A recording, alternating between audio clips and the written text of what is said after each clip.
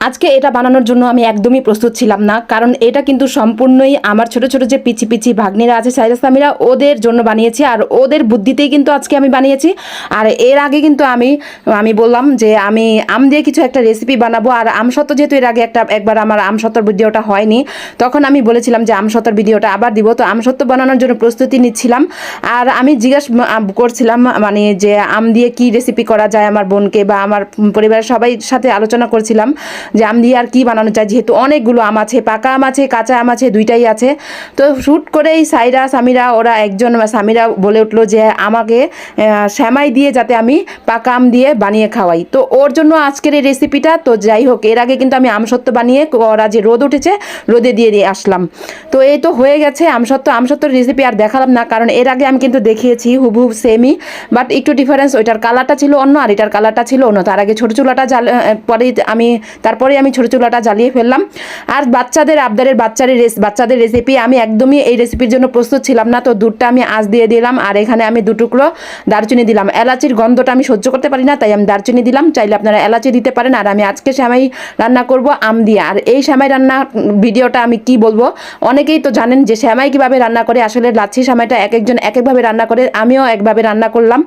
আর যেহেতু আম দিব সেহেতু আমি চেষ্টা করেছিলাম একটু ভিন্ন রকম ট্রাই করতে, কিন্তু না, আমি আবার একেবারেই ভিন্ন রকম মানে যেটা প্ল্যান করি, আসলে বলে না যেটা প্ল্যান করি আমরা সেটা হয় না। তো এদিকে বাদাম কুচি কিশমিশ কুচি করে ফেললাম।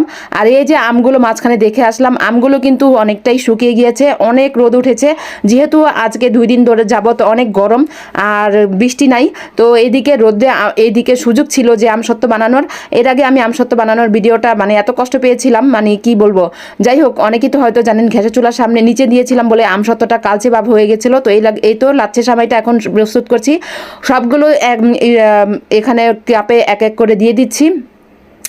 এগুলো আইসক্রিমের কাপ, এগুলো সেমাইয়ের কাপ বা ফিরনি পায়, সব কিছুই এগুলোতে সুন্দর লাগে, আমার কাছে খুব ভালো লাগে ছোট ছোট। আর এদিকে গরম গরম দুধ উপরে ঢেলে দিচ্ছি, তারপর আম দিয়ে দিব। এই রেসিপি আর কি বলবো, অনেক ইজি সহজ, বাচ্চারা বিশেষ করে এগুলো পেলে অনেক খুশি হয়ে যায়। বাচ্চাদের রেসিপি আমি একদমই প্রস্তুত ছিলাম না, যেহেতু বাচ্চাদের আইডিয়াতে আমি করেছি। আর ওদের আইডিয়া কেমন হয়েছে অবশ্যই সবাই কমেন্ট করে জানাবেন। তার আগে একটি অনুরোধ, আমার চ্যানেলটি দেখতে সবাই সাবস্ক্রাইব করে আসবেন, আমার পেজটিতে একটি ফলো দিয়ে আসবেন, অবশ্যই লাইক দিয়ে কমেন্ট করবেন কেমন হয়েছে আমার আজকের রেসিপি।